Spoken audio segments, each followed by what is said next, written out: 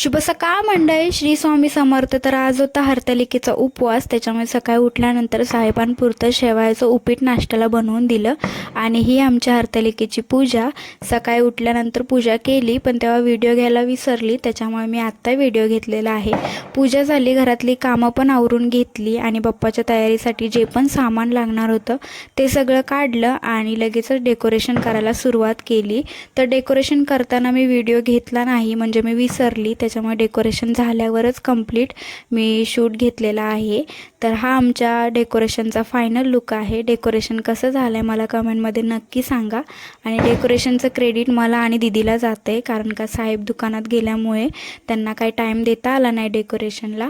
आणि उपवास असल्यामुळे शाबू भिजत घातलेलाच होता, पण श्रावण महिन्यात आमच्या दोघींचा सोमवार आणि साहेबांचा शनिवार असल्यामुळे सारखी खिचडी खाऊन खूप कंटाळा आलेला, त्याच्यामुळे ह्यावेळी आम्ही साबुदाणा वडा बनवायचं ठरवलं. त्याच्यासाठी बटाटा कुकरमध्ये शिजवून घेतला आणि शाबू आणि बटाटा मस्तपैकी मिक्स केला आणि मिक्सरमध्ये थोडंसं मिरची आणि मीठ मिक्सरमध्ये बारीक केलं आणि मॅश करून घेतलं त्या बटाट्यात आणि शाबूत, आणि वडे बनवायला घेतले. नेहमीसारखंच दीदी हेल्पला होत्या, त्याच्यामुळे त्या तळायला बसलेल्या आणि मी वडे बनवून देत होती. तर वडे बनवताच्याच टायमिंगला साहेब घरी आलेले होते आणि आम्ही तिघांनी मस्तपैकी वडे दही खाल्ले आणि त्याच्यानंतर ते दोघं पण गेले दुकानात. तर हे बघा वडे कसे झालेले आहेत, तुम्हाला आता व्हिडिओमध्ये दिसेलच. आणि वडे खाऊन झालं ते दोघं दुकानात गेल्यानंतर मला थोडं काम बाकी होतं, म्हणजे घरातली जेवणाची नाश्त्याची भांडी घासायची होती.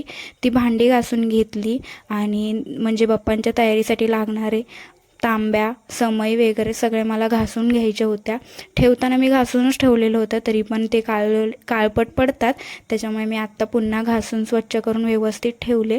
आणि उद्या बाप्पा येणार आहेत, त्याच्यामुळे मला मोदक बनवायचे होते, त्याच्यामुळे मी शेंगदाणे पण भाजून बारीक करून ठेवले आणि गहू पण दळायला दिलेले, त्याच्यामुळे पिठाचा डबा पण धुवून वगैरे घासून घेतला.